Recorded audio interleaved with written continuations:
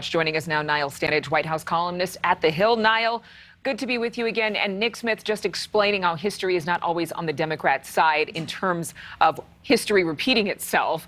But what do we know about the party's strategy moving towards the midterms?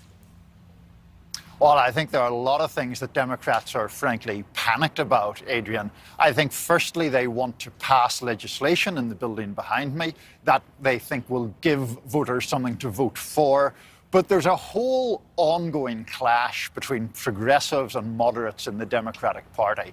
That fight is at a stalemate and it's ongoing, and I think that is a real worry for a lot of Democrats.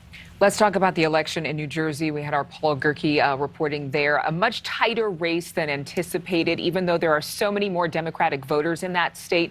What does it say about the politics for New Jersey? It says a couple of things. I think it says, firstly, that all elections these days are national elections. But also in New Jersey, there was a really interesting thing that happened, Adrian, where cultural issues, I think, were very important. And into that, I'd wrap not just the debates about things like critical race theory, but also COVID. Governor Phil Murphy was very vigorous in trying to impose mandates. That seemed to provoke a bit of a backlash. And that gets to this point where Democrats tend to think of the COVID issue as a scientific issue.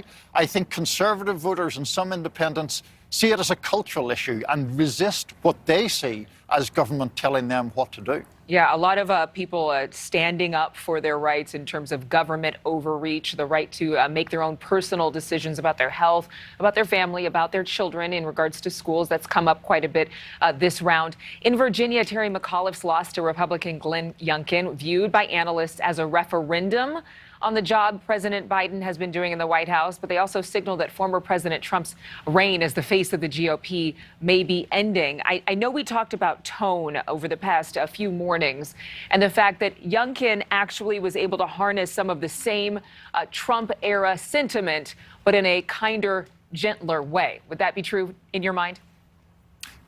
Yeah, I think that's absolutely right, Adrian.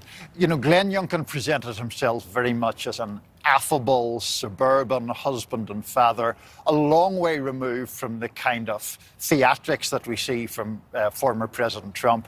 That clearly helped Youngkin in the suburbs across the river from where I'm speaking with you now and across the state.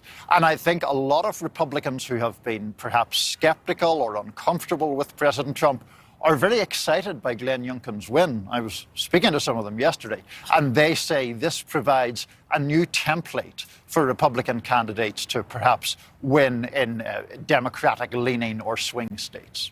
Thank you so much for watching. Make sure to click on the red subscribe button below so you can get more of NewsNation's fact-driven, unbiased coverage.